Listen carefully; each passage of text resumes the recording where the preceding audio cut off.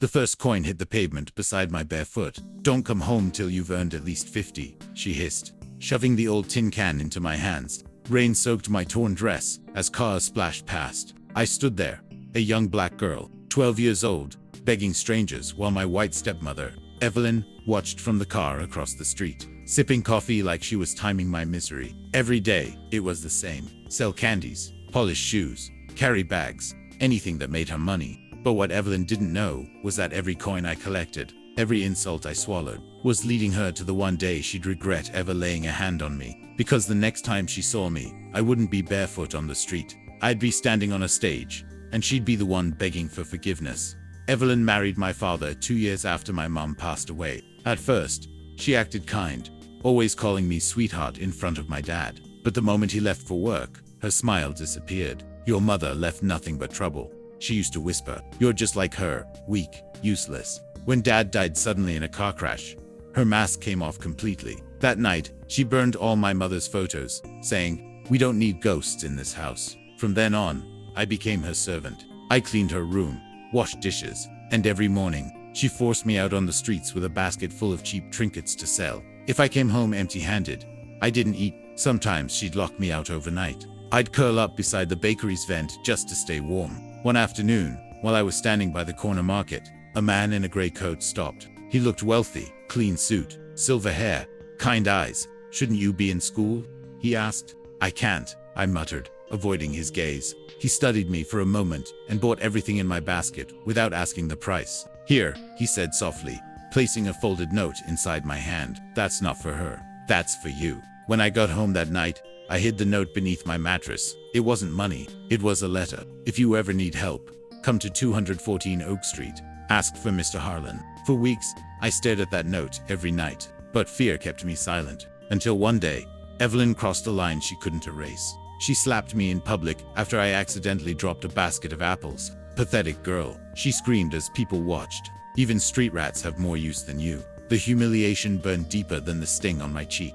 That night, when she fell asleep, I took the note and ran. 214 Oak Street wasn't what I expected. It was a tall, white building with golden letters on the door.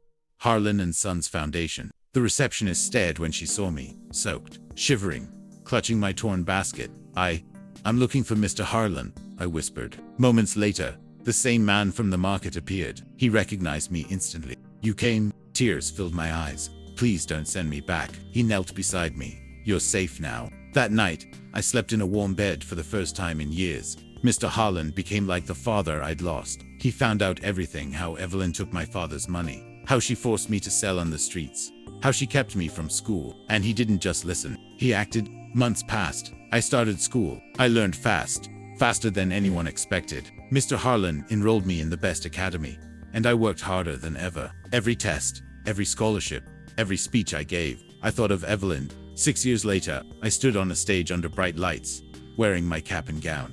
I had just been announced as the youngest recipient of the Harlan Humanitarian Award for helping underprivileged children find education, the same kind of help I once needed. The crowd applauded, but I froze when I saw a familiar face near the exit. Evelyn. Her once polished hair was messy, her clothes worn. After my speech, she waited for me in the lobby. "Lena," she whispered, you've done well." I looked at her, the woman who once called me useless, now trembling, clutching a letter in her hand. She started crying before I could speak.